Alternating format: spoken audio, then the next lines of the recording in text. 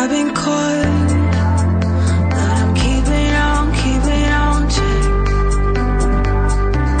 I've been taught, but I'm keeping on check. I've been broken. All right. You're back on equal footing. I'm Dove Tusman. This is fun. Second week in a row, joined here in studio by one of our guests. And second week in a row, we go back to our roots. We're talking about the hard stuff that comes up in real life. And what does Jewish wisdom have to say about it? Is it even applicable? You know, if you've been listening to this program for a while, that I think nothing is off limits. If there's a part of your life where you feel like, this isn't a religious topic, this has nothing to do with faith, this has nothing to do with God, you're not in the spiritual path.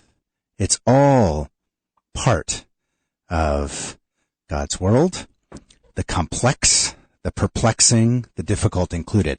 Tonight, we're talking about something that I have dealt with over the years, struggled with what's the right way to handle what our producer calls repurposed relationships. I'm talking about exes. Ex-lovers, ex-spouses, ex-partners. I guess we could be talking about former business partners, whatever. We're talking about here in the relationship and romantic realm. There's a lot of popular culture and psychotherapeutic advice about whether you should remain friends with your ex, if you're divorced, for example. Often you feel like you don't have a choice. If you have children from a previous relationship, you want to have everything be as pacific, as copacetic as possible.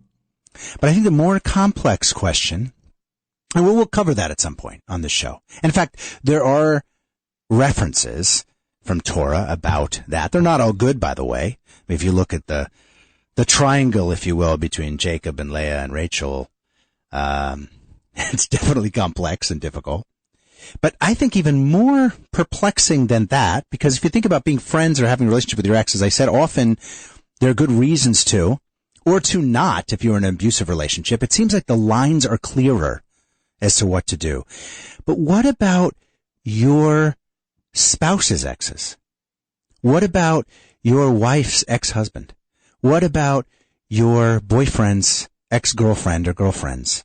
Sometimes those were incredibly important relationships, formative for someone.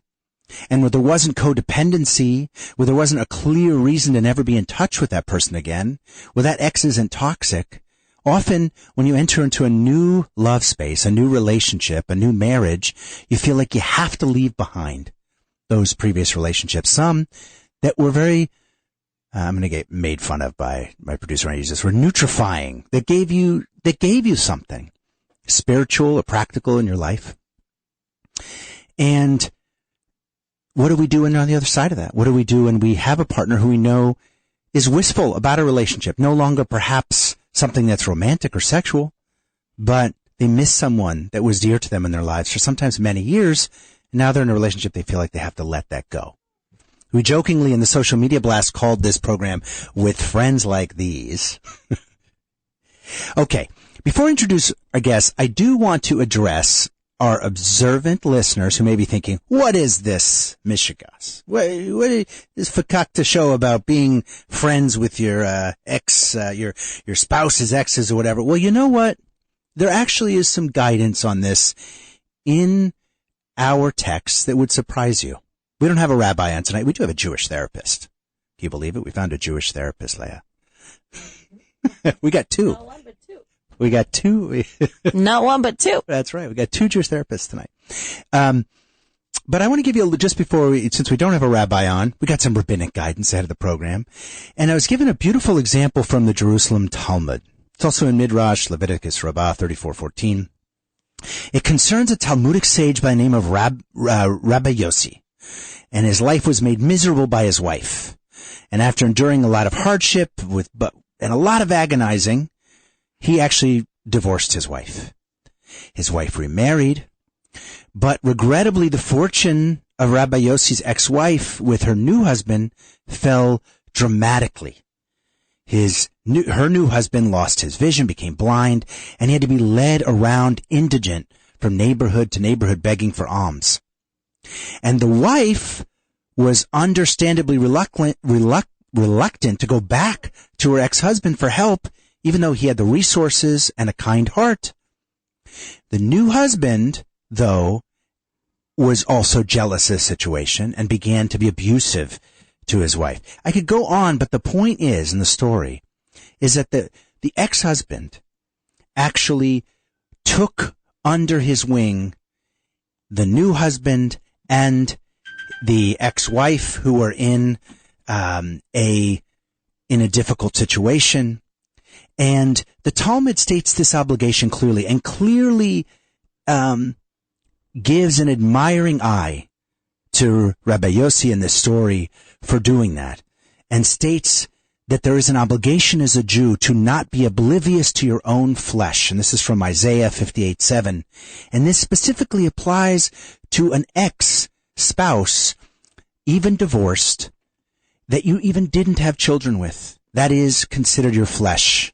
There's quite a bit of guidance. I'm not going to go on too much, but you can look it up. If you look up, you put in like you're being friends with your ex, for example, or being friends with your, go ahead. Yeah, I was just going to say that's a direct story from Chabad.org. You can find it there. And it gives guidance that as well, the husband, before giving tzedakah, before doing charity for anyone else, he has to be charitable to his ex-wife. She takes priority. Right. Actually, it's a great article about it called The Aftermath Protocol in Chabad.org. And there's a lot more we could quote, but I'm not going to pretend to be a rabbi. I want to get into the substance of the program. But Rifki from Borough Park, if you're listening, this is, we got you, Rifki. This is not off the derrick. There is something here. What is the guidance? All right. Let's get into our wonderfully brave guests. I want to introduce, here in studio, Brandy Barksdale. I love that name. And that is not a pseudonym. That is her real name. As you might have expected from that name, Brandy Barksdale is a singer and a songwriter. You have a great stage name, Brandy, that you were born with. She's from Philadelphia, Pennsylvania. She's working on a debut R&B project. Very cool. Aside from other career endeavors, Brandy is a wife, a mother, and a caregiver to 2 children and other family members. Having taken the last decade to focus on raising children and being a supportive partner, it is safe to say that life has given much inspiration to her songwriting. Whether it be from conversations with friends or personal experience, Brandy has gathered wisdom that she intends to share through her music. So this evening, she's here to discuss the unexpected bond she shares with her husband's ex. And she'll detail the circumstances under which they were introduced, the interesting perspective they all have on maintaining a relationship. Brandy, welcome to Equal Footing. Hi, thank you for having me tonight. And I didn't say this in your bio, but Brandy, I understand that you started your career studying radio, if I'm not mistaken. I did. I wanted to be a radio personality back in college, and, well, I'm a little nervous now because I haven't been. I'm a little nervous. I got a pro in studio. Okay, I want to introduce our sparring partner who's on the line with us, and I love having her on the program. She's been on, I think, a couple times before. We haven't had her on for a while. Yeah. Because she's a therapist, she's a proud Jew, and she's not afraid to call it like she sees it. We're talking about Yeza Amit. Since Yeza was an adolescent, being a therapist was her dream job. This is her words. Her dream propelled her to get a BS in psychology at the University of Florida in 1999. She has an incredible passion for helping others. Yeza focuses on relationships, sexuality, addiction, including substance abuse and other forms of codependency. What she likes most about working on recovery is promoting a lifestyle of wellness while also focusing on healing post-trauma. She also has an MSW, which she got in 2017 from the Sandler School of Social Work. And she takes, and I really like this about Yeza's approach. We've had many therapists on the program.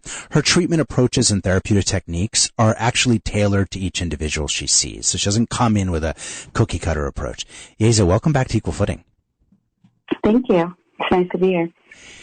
Yeza, one of the things I love about having your program is you're always willing to kick up some dust. So when we had a pre-call, so I'm just going to put it very bluntly. How do you feel about in general about people having real, friendships and meaningful emotional relationships with their partners' exes, with their husband's ex-wife, with their girlfriend's ex-boyfriend, as it were? I mean, On the outset, my first knee-jerk reaction would be don't do it, because there's a lot more that you have to work through, and you have to allow enough time, and both people have to be in the same place. But that doesn't mean that it can't work, especially, relationships that were early on that have had, time to fully kind of circle around the whole romantic issue and, find that this person has been, constructive in their lives and is now more like a family where you open it up. But other than that, I think that, there's a lot of people out there looking to justify reasons for still maintaining contact with their ex because they don't want to go through that period of letting it burn and getting over it. And this is not a good situation for somebody like that. It's starting to, the perspective's starting to bend in popular culture. You have Katy Perry, who's, calls Miranda Kerr her sister from another mister. Because, she was married to because I guess Miranda Kerr was married to her fiance, right? Yeah, let me do the pop culture. I know, I suck at this. Let me save you here. Help me out. Who's who? Miranda Kerr was married to Orlando Bloom, and they share a son. Now Orlando Bloom is married to Katy Perry, and they share a daughter. And Katy Perry is seen as quoting, Miranda Kerr, a sister from another mister, as it was. So showing that they have a really close friendship despite being. And it's not just show, they really do, right? Yeah. And Brandy, I didn't prep the wonderful therapist on the line here with the actual facts. Mm-hmm. Shock us. When you met your husband, Wah. Yes. What was going on? You moved in when he was actually with his ex-wife? To cut a long story short, we were not quite together when I met his ex, and I had said to myself, I'm not going to date him while he still lives in the same house, but she was just living there in transition.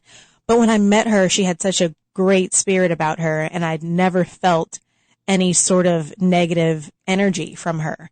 So even from the very beginning, she was sort of blameless, and he never said a bad word about her. When we were introduced, she smiled and it looked very genuine.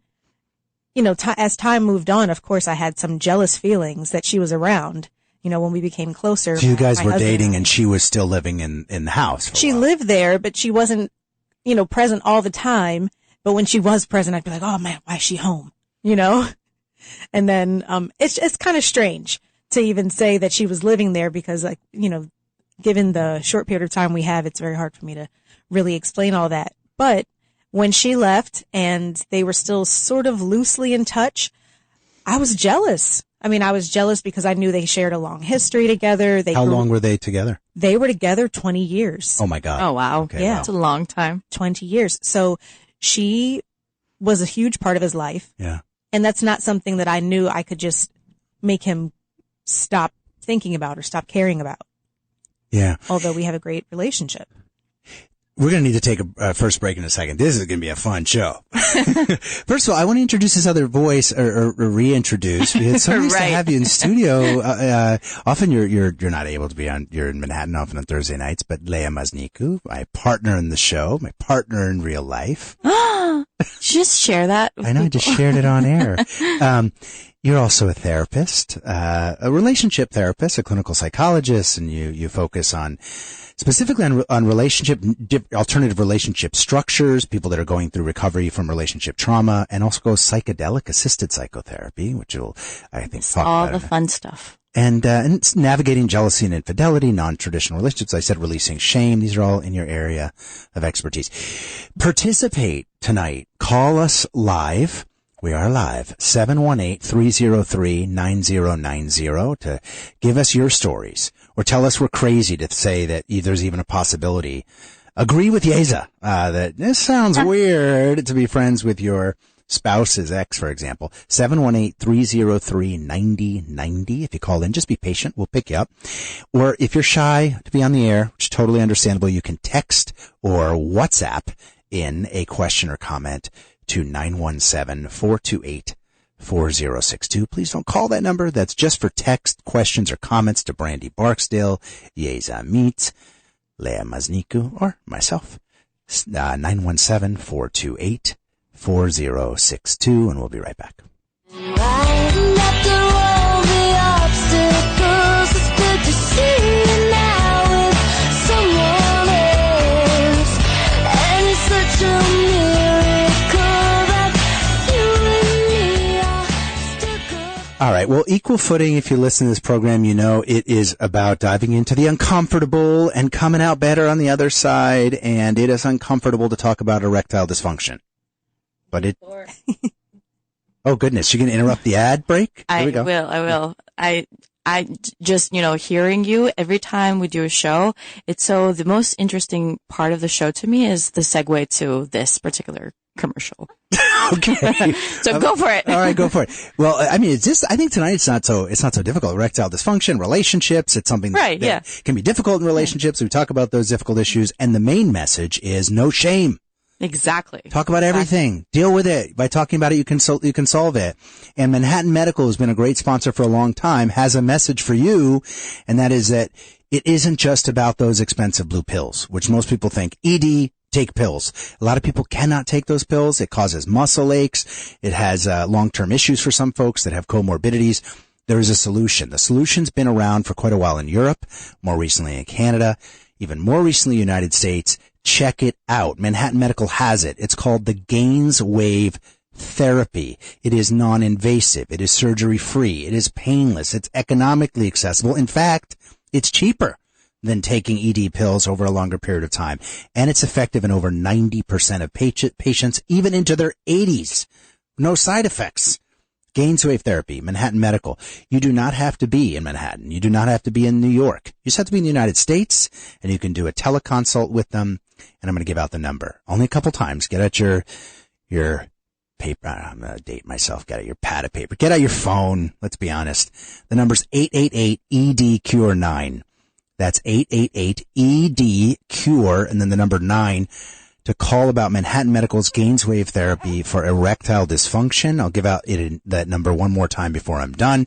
And I want to tell you that if you reach out to Manhattan Medical for an initial consult in person or on the phone, it's free if you said you heard about it on Equal Footing. You have to say you heard about it on this radio program. That's a $250 value that you do not get if you walk in off the street or just call them cold.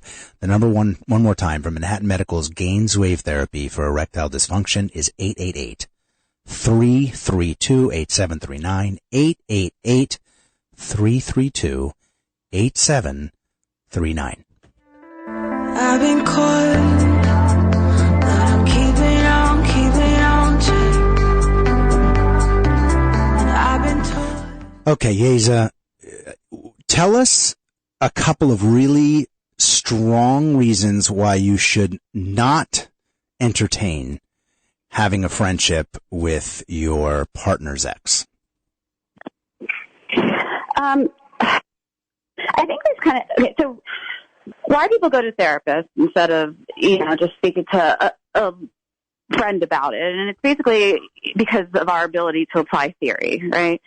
So whenever there's a circumstance and I have a client, I'm always applying the theories I've learned to what their scenario is. So it's different because there's a bunch of different theories.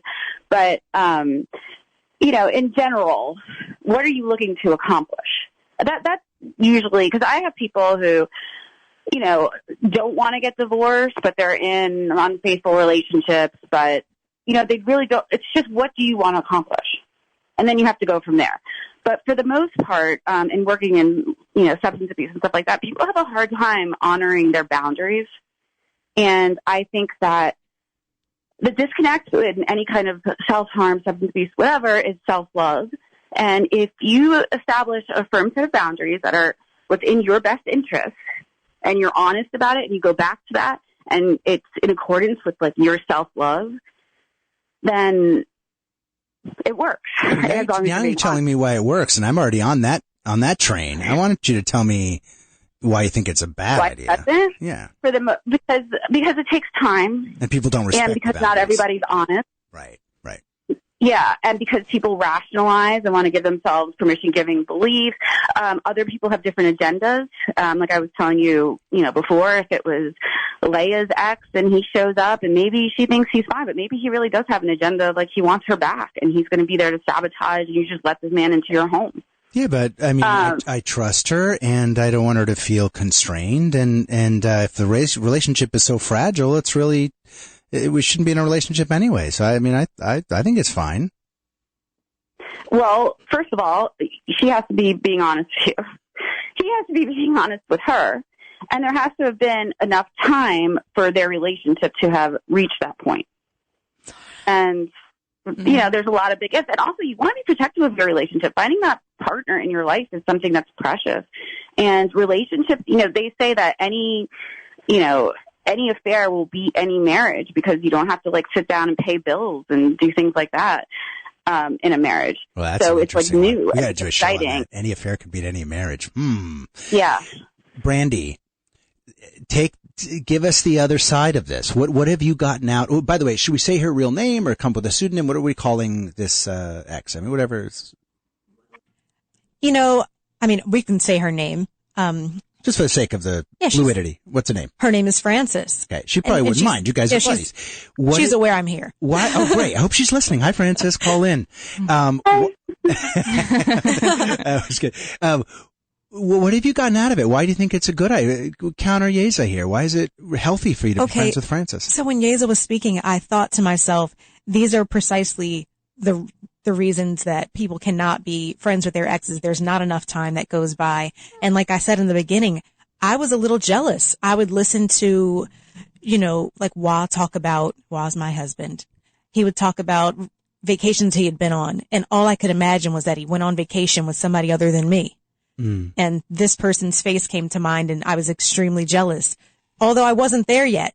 It took a lot of time for me to be able to accept that he had a life before me and that parts of that life were very beautiful with her and that he had grown into the person he is for me because of her. I had some other things to say about what Yeza was talking about, and there has to be excellent communication and transparency in a relationship. Yeza, you have something you want to say? I mean, absolutely, because you don't know anybody's agenda. Right, exactly. And what I do know is that my solid relationship with my spouse helps me to know how much I can get out of a friendship with his ex. You understand what I'm saying? Yeah, I got something to say here. I think that it makes it less likely that someone's going to have an affair or step out if everything's communicated and out there. I mean, I hope you don't mind me saying this, Leia, but we went out a couple of weekends ago with someone that I had something with, and we went dancing. We went out to a dancing. We actually listened to some live music, and you had never met her before, and I kind of feel that was healthy in a certain I found it cathartic in many ways. I found it, unison of people that had things in common and who are mature enough to handle situations.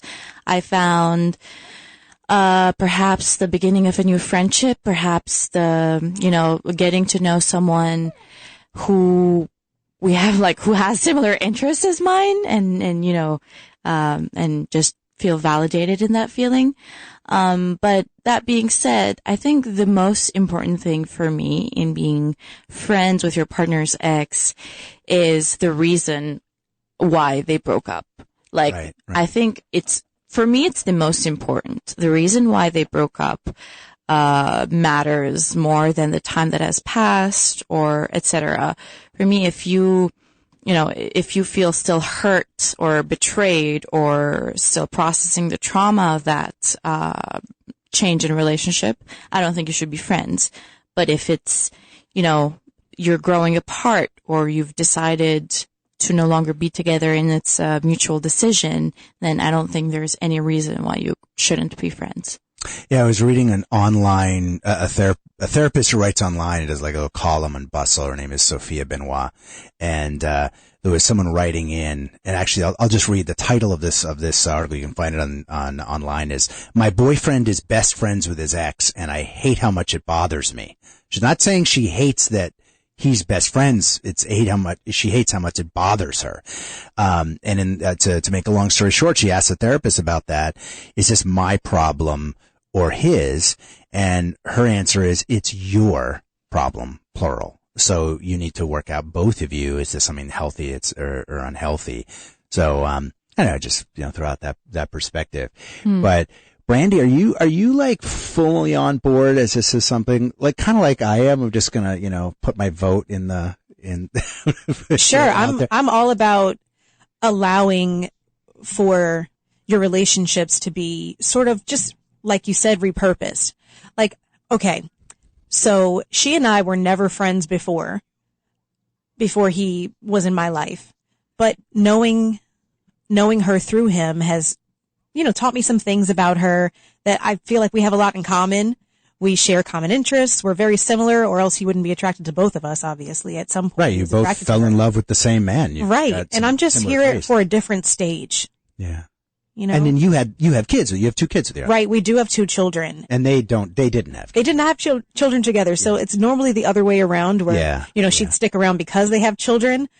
But I saw no reason for her to have to just disappear from the family because they weren't together. That's why I thought it was great to have you on air, because I think there are probably people are listening that are like rolling their eyes who say, I have to be friends with my spouse's ex because they have kids together and I just want shalom bayis. I want peace in the home and I just want to deal with it. Your situation is different. You made that choice. You didn't have to make that choice. Right. I like her. Genuinely like her. Yeah. And I want to be fair to the 2 therapists here, because you're both cautioning. My approach is very case specific. Yeah. Hers is how they break up. But that honesty part is key, because sometimes people don't even know where they're at in a breakup. I mean, how often do people break up and then they're like, oh, I regret that, or right. It's just, it can get trickier, especially if there's not, at least some time kind of gives you, a way to like justify, okay, they really meant this because this much time has gone by and they haven't gotten back together, But yeah, it has to be that person is providing something that is worth it to you, that's worth it to the other person. They find a connection to that other person that's worth it. Yeah, it's additive to your life. Well, the reason why I was really excited about tonight's program, and Leigh, I hope you don't mind opening up a little bit here on the air about the fact that we went back and forth. We're having a program of being friends with your ex, or having a program about being friends with your current partner's exes, and it's a different equation. And the reason why I was so excited about this is that I feel like it's like a disrespect almost to your partner's previous judgment in life to think that all the people they were with, it could be one person for 20 years, it could be 5 people over the course of, were all mistakes, or they're all people that are toxic, or they're all people that don't add anything, to use your words. They have additive.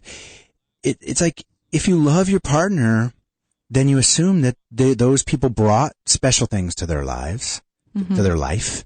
And I feel it's just a shame how often, like, okay, let's just use some example where the person is straight. Like, okay, I don't mind you can bring all your girlfriends, all your girlfriends in your life. You can port them into this relationship. I can meet them. They'll come to the wedding. They'll come to the bris or whatever. But then all the men that you've known, because some people are even stricter, right? Even if you've known somebody of the other gender, you might have a romantic connection, or all your ex-boyfriends, like, I don't want to ever see them. I don't want them to be, it just feels so artificial. I mean, to me, it feels a bit sexist.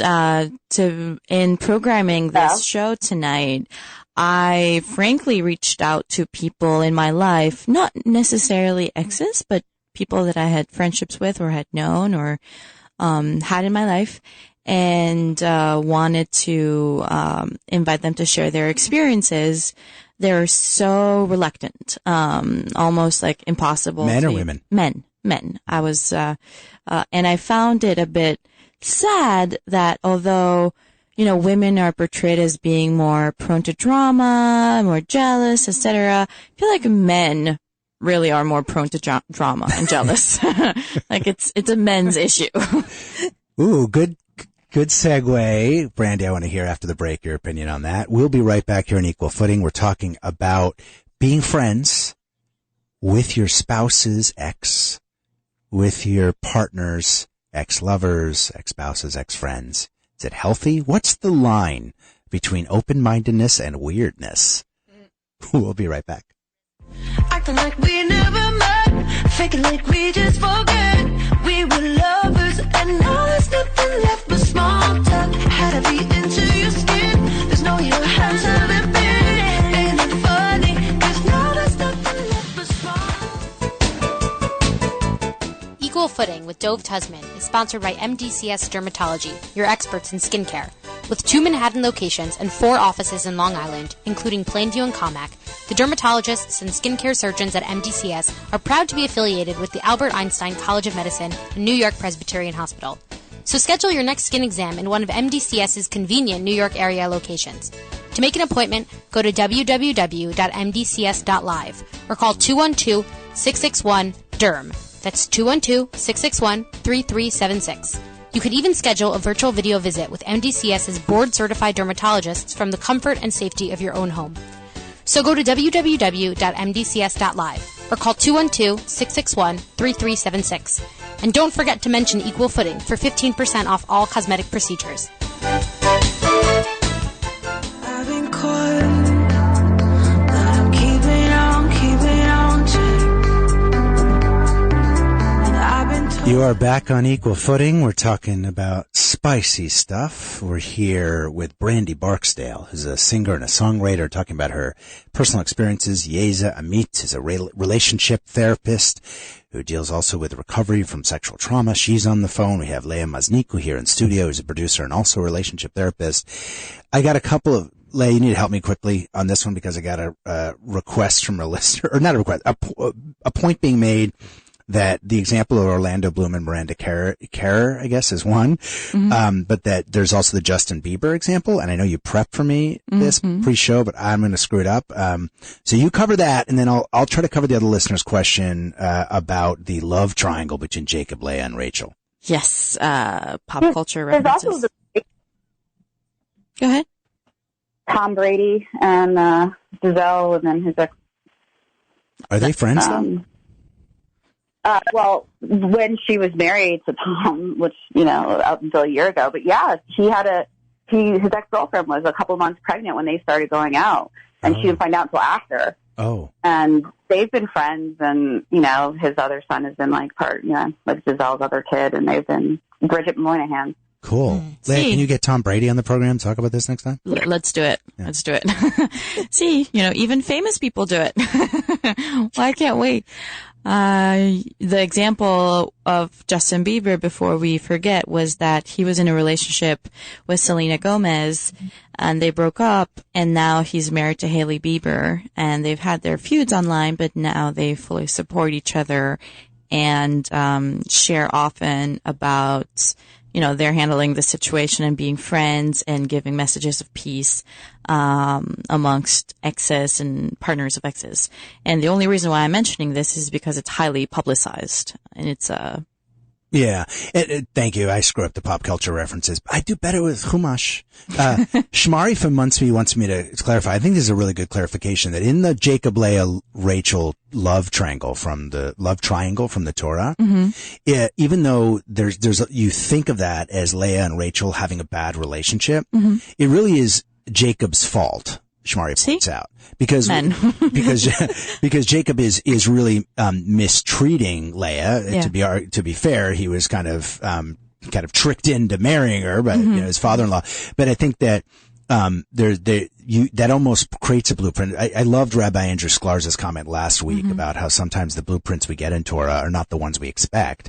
And one of them is like showing what you shouldn't do. And that's, Jacob could have managed that situation so much better and not kind of, exacerbated or created or endorsed, as it were, the scenario of acrimony there. And that there was no real reason why they couldn't couldn't be friends. Anyway, I'm not a rabbi, but thank you, Shamari, for the comment. Brandy. When it comes to bad mouthing your ex, my husband has never done that. So I'm just saying when... I love your segue. You are a pro. I mean, she absolutely had there was no muddied waters for me, so I did not think I didn't think ill of her from her. I mean, from my husband. He's never said anything bad about her. He's never said, that they broke up because it was her fault or anything like that. They were amicable and it was mutual. That is why it is key, the reason why somebody breaks up for sure. But you can definitely muddy the waters for someone. You can tell the most copacetic that it is, the more over that relationship is, the more, volatile the breakup. Typically that's not something that's over. I used to change her name in his phone to off limits. Yeah, listen, I'm a big believer in labels and off limits would show up. Yeah. I mean, off limits would show up and I'd be like, do not answer that. And then I'd see that she doesn't really want anything. She doesn't really want anything she wasn't overstepping or anything. It might be just like a quick question. Right. And I'm like, don't answer her. And then, later on in life when I was over myself, I was able to really appreciate her more. I love what you shared there about being over yourself, because as you were sharing, I just had the thought that it's really about our own insecurities, at times, not always, but at times. Like it's about us getting over ourselves. Yeah. Yeah. Ruth, sorry, go ahead. Yeah. There's a reason though, too. I mean, we're saying this all nice and everything, but for the most part, I mean, I have exes that are exes for a reason, Absolutely. Well, yeah. I think almost all I'm not talking to them because I don't want from one person's perspective or another, it's got to be a reason, right? I mean, there's always a reason. Right. Now, what I would like to mention. One, you might be friendly, and another might be like, that person may still be. That's the thing with friends with benefits, because everyone goes into it thinking that they're not going to fall, they're not going to catch feelings, and then somebody does, So it's how well the person knows themselves, how comfortable you feel meeting that other person, and how legit you feel that person is being, and how over it is. Because if it ends in this huge heated war, chances are there's still feelings there. But if it's totally vanilla and, and you're like, all right, we'll be friends because this is just really done, then that's a different story. I don't, Brandy, I'm sorry. I know you wanted to say something. I don't necessarily agree with this concept of things have to be done and dusted and everything resolved, because I don't really think that's real life. I mean, I think it's so freeing to just be completely honest with your partner and say hey, this is someone I'm no longer with. It's can have a long time may have passed. That doesn't mean you don't remember the good times, or maybe you don't even feel, or it doesn't even mean you don't feel it. Sorry to use the double negative. You might still feel an attraction. You're just not acting on it. I mean, anyway, I wanted to say more about this. Brandy, what were you going to say? I mean, there was a time when I felt like it was completely out of the question to be friends with her or to even keep her around. She said to me, when we were in the beginning stages of our relationship, she said, we'll always be friends. And I was like, oh, no, you won't, and that was just my immaturity. I'm like, of course, I think that that's impossible at that point, but we had been together, 2 weeks. So then 10 years, goes by. I have 2 children with him. We are in a very solid, stable, loving safe. Relationship. I feel safe. Absolutely. Yeah. But I have grown to trust her through the years because she has stayed in her place. I mean, she understands the boundaries. She has respect for our current life together, and I have respect for her current life. And it sounds like she loves both of you. And your husband, just in a different way than it used to be. I think that she hoped he would find somebody more well suited for him. That's honest. And she sees that in me, and we are very sisterly with each other. Oh, Brandy, I love you. This is great. I mean, I think I want to say, if listeners out there are coming really dubious, there's a lot of complex crap out there. This idea that these things are all clean cut, and it's not. People come in and out of your lives, and to be able to come to that place of peace, to me at least, seems really beautiful. All right. Yeah, but that's the way she did it. And that, and it's true. And, those first couple of weeks in a relationship, that's not the time to be bringing in an ex that Fair. might, yeah. Fair. So Ruth from Manhattan is asked a question that really got to the stats. Like, basically, how prevalent an issue is this really? Well, we love stats. Despite the Joan Didion saying, right, the only thing worse than a lie is a statistic. I still love statistics. So our wonderful producers also on air tonight prepped me with this YouGov poll about how Americans have handled breakups. YouGov is a survey data company that does a lot of really good work. So I'm just there's so much cool data on this. Look up YouGov, do Americans stay friends with their exes, if you want to check out more. But I'm going to just give you a couple points that weave into this conversation. Here's one that I found very interesting. Only 31% of people, both men and women, both genders aggregated, would like to still be friends with all or almost all of their exes if they could be. Okay? 31% say that about themselves. 57% say that they would like that for their partner. Let that sink in. More people feel comfortable or kind of want their partner to have a peaceful, good relationship with their exes than they want that for themselves. I thought another interesting one was the difference between men and women. And now I'm going to have to get this on the screen. Okay. Yeah. That's interesting. Yeah, Daisy, you probably already know this one. Women are much more likely to say they're not friends with their exes, nor do they have a desire to be friends with their exes. 30 to 40% more likely. Why is that, Yeza? Why do women seem to want to leave behind those relationships and seal them off? All, you haven't sampled the dating pool out there, but this also goes back to there's a reason. So what? You haven't sampled the dating pool out there. There's a reason a lot of exes are exes. There's just not a whole lot to choose from. So I can see why women are like... I have dated in my life. I know, but I mean... Well, but why... Have you ever dated a man, Dove? I haven't. Yeah, so I would... Oh, I see. This is where we're going. Okay, so Yeza and Leah, why are women more likely to want to seal that off and never talk to their ex again? So much more likely than men.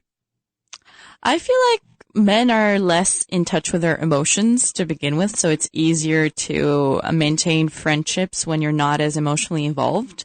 That's a generalization, and I'm very much aware of it, but it's one that I feel comfortable making. Another one might be because, this is not going to sound nice, so I'm not going to say it. Say it. I don't want to be sexist towards men, so... Oh, that's not fair. All right, I'll give you one other stat. Yeza, you help me with this one. Okay. Only 17% in this YouGov poll say they are friends. This is both genders together.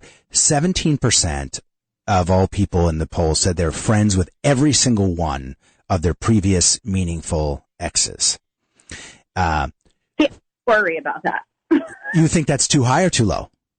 I think that's too high. Like, why do you have to be friends with every single ex? To me, that's like a perfectionistic, somebody who has a hard time leaving well enough alone. Oh, that's understand the beginning and an end, and life moves on. People change, people grow. Whatever. I just think that that's just investing too much effort in having it look perfect, no drama, you know what I mean? You're right. Yeah.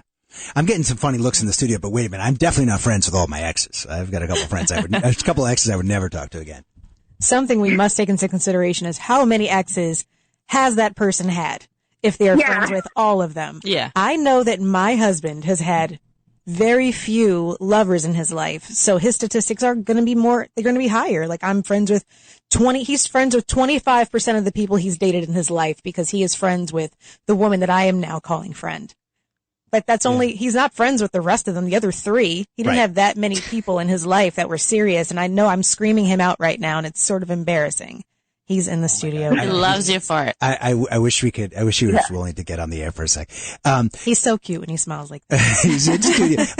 Confession time. Brandy's husband was actually in studio with us. He's just not on the air, but he's here and listening intently. Okay.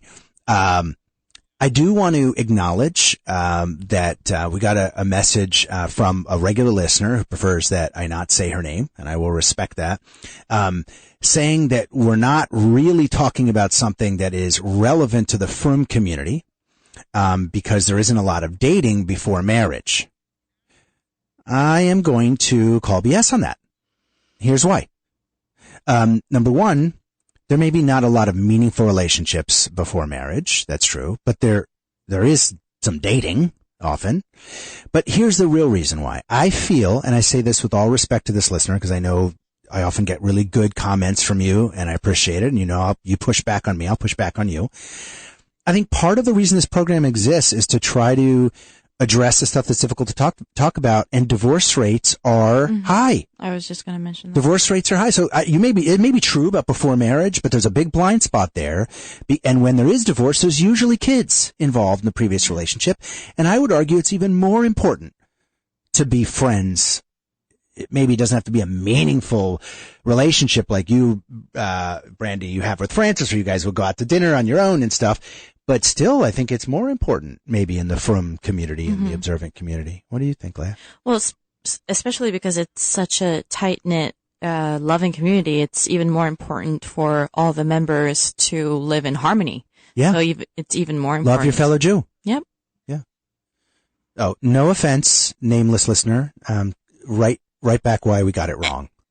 But I feel like playing the devil's advocate for a minute here, because there's people who have the aspiration to be friends with their partner's ex, and then there's like their ex is not okay with it. So that to me is that's an interesting that's place. Something we haven't talked yet on Brandy, the show. before we go to our like last break, prevalent. was Wah, your husband, okay with you becoming really good friends with his ex-wife of 20 years? I truly don't remember asking what his feelings were about it. I knew that he had, like I said, he had no ill feelings toward her. So why not? Why not invite her to my birthday party? Why not go to dinner and enjoy a concert with her? She's fun. We talk about all kinds of things. We talk about him. We talk about our kids. She's wonderful. It's wonderful to spend time with her. She's my friend. So he likes me to be happy. Yeah, I meant more from the ex's side rather from the partner. From her side. Oh no, she was down with it. Yeah. So we'll go to break in a minute, and then we'll get. I'm gonna quote a comment from a listener who's also a therapist, who I think says something interesting on this last point.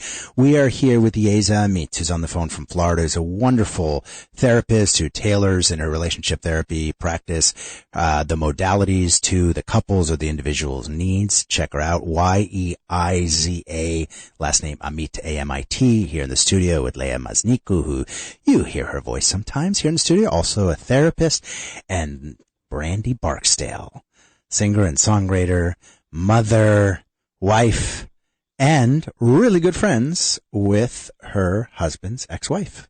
We'll be right back. Why don't we hold each other, choose each other, whisper pretty lies, just for tonight. Let's love like there's no goodbye. All right, we have a new sponsor recently, about a month now, here in Equal Footing. It's very dear to my heart. If you check it out, you'll know why. There are these relationship workshops, these intimacy workshops that are held throughout the summer, every 2 to 3 weeks, upstate in a beautiful setting in the Catskills. Also, there are individual workshops for couples and singles here in New York, in Manhattan. What are these workshops about? It's about breaking through communication barriers, releasing shame, getting through previous relationship trauma, stuff that's really germane to tonight's show. What if you and your partner could live without jealousy or possessiveness hurting the relationship? What if you could be fully in your intimate and even sexual self without it being owned by that aspect of your life? What if you and your spouse could explore fantasies in a safe space without judgment? And this is the one, this I really want people to listen to this. What if you could kind of retain, go back to, and even enhance the original spark? What if you could feel as drawn to your partner as you did the first day you met? Check out these weekend workshops. And there's one coming up actually, July 2nd to 4th that's called Kosher Sex, that's specifically for Jewish couples, but all folks are invited to all these workshops. You can find out about it at lolaandbear.com. That's LOLAANDBER.com. And I'm going to give you a number in a moment. And I'm going to tell you that these workshops really allow you to kind of go within, and talk about those things that are often the most difficult, to address in your daily life. You're surrounded. It's a very intimate setting. Max each weekend is up to 4 couples. And you're able to, there are also single, workshops available for singles as well who want to improve their communication style and relationships and just be better partners in general. I'm also going to give you the number for the Lola and Bear What If Weekends. 848-305-9903. Again, the website is Lola and Bear, LOLAANDBER, lolaandbear.com. And the phone number to call to get more information on these weekend intensive workshops is 848-305-9903. I've been caught, but I'm keeping on to. I've been told. Okay, so a therapist who has been on this show before says in his view it's fine to be friends with your partner's ex, but you should steer clear of certain things. You should never vent to your partner. You should never vent about your partner to their ex, and you should always communicate to your partner when and if you're going to see or speak to your ex. You should basically be respectful and always put the relationship first. Otherwise, it's absolutely fine and actually is generically healthy. Yeza, what do you think? As long as everybody's being honest, the relationship is really done. I mean, there are people that we've had, that were influential in our past that, we sincerely have moved on from. And I think that, that person could have been in our formative years and that there's still space for them in our lives. But I do think that you want to prioritize the relationship that you're in and make sure that it's safe before, you're making these allowances for, I'll call them extracurriculars. Why do you call them extracurriculars? What's the difference between that and being friends with my partner's, her girlfriend? Friend that at the gym or you watch sports with or something, like now you're bringing it's just going to be, everybody has to be like, communicating more upfront about everything. They have to be more honest with themselves, and with, everybody else in the situation. Yeah, is it weird, for example, that I want to meet Leia's exes? I haven't had a chance to yet. Is that like prurient or weird that I have that desire? Weird is what's normal. So I have a cousin right now in Puerto Rico who's like going through all of our families, like, death and birth certificates and stuff like that. And she brought her kids to like our great grandmother's grave yesterday. Like, I think that's weird. But to her, it's just part of her history and part of, I guess, generational family, cursed DNA stuff. And so she wants them to understand all of it from generations back. I wouldn't take my 2-year-old to a cemetery, I think it's just, okay. I think it's just whatever your personal, whatever's going to fulfill your life and help you connect to who you are, to your source and help fulfill that for you and where you come from, then it's fine. It's just some people need it, some people don't. I think I understand why, Dove, you'd like to meet her exes. Like, Leia's exes sort of give you her backstory. Yeah. Just knowing what she was attracted to, knowing if he was funny or how smart he was or any of those kinds of things, just to kind of get like a little inside scoop, but not necessarily remaining close with them. That you don't necessarily have to remain close with them. There's an ego part of it. It's like, how did I win the race? Right. Why am I why do I get this part of her at the tail end? Or I guess we call it like the end because like we hope that we're the last person. Yeah. Baruch right? Hashem. Yeah. But hear that, exes? But there's and by the way, we have really a couple of great text comments here that have come in from your exes, Leia. Oh. So, but then there's there's another part that I think is a little bit more no, it's not. Look at that. I was about to try to give myself a compliment. Actually, I'm going to risk getting kicked off the air again. There's another part that is, a little hard to admit, but I think it's a little spicy also. Like, Shoot. It feels like I kind of want to see, like, what was the type of body she was attracted to or is attracted to? What's kind of the alternative that worked for her chemically, either physically or emotionally? And was that a part of what you felt, Brandy? No, Francis? I didn't really pay close attention to like her body type or anything like that. I think I was mostly paying attention to what their interaction was. Mm. So it didn't really matter to me so much how she was built or anything like that. I mean, if I thought maybe she was severely out of shape, yeah, that was then there would have been some judgment or something. I more meant wow, what was the attraction? Like, yeah. What was the attraction? That's what I want to know too. Yeah. Different strokes for different folks, guys. But when you find out she doesn't have a type, that's Yeah. I actually, that is true for me. As I sit here listening to you about what I would find attractive, I have a general sense, but it's ever evolving. I know the part that feels high-minded to me. And Yeza, is this, can you pretend no one else is in the room or listening? You could be my therapist for a second. It feels like the high-minded part is, it feels like it allows me to conquer my own jealousy. Like, if I can be... Wait, hold on. Now. Sorry, go ahead. You're cutting out. Oh, that's ironic. I was just saying that it feels like if I meet my partner's exes and I can actually talk to them and have a real conversation, it might help me conquer my own jealousy, kind of like walk through the fire. Mm. It could also do the opposite. I can tell you from my personal experience, and I've had my fair share of dating experiences, but there are definitely exes of mine that intimidate other, like newer suitors for sure. So it's something to keep in mind. You mean you're intimidating for your ex's new relationships? Or, sorry, I misunderstood. No, more like somebody that I date now, if they go back and research who I went out with in the past, sort of lifestyle stuff and things like that, they can, I've gone out with guys that have been intimidated by my ex-husband, for instance. Right.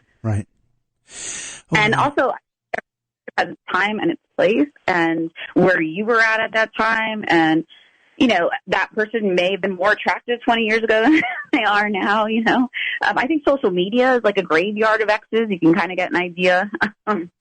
But yes. Yeah. So I just think, like, be careful what you wish for. Yeah. We've got a couple of great, there's so many listener comments and questions on this one. It's not surprisingly, a lot of people want to remain anonymous. Here's one that he doesn't say it explicitly, but I'm going to not mention his name.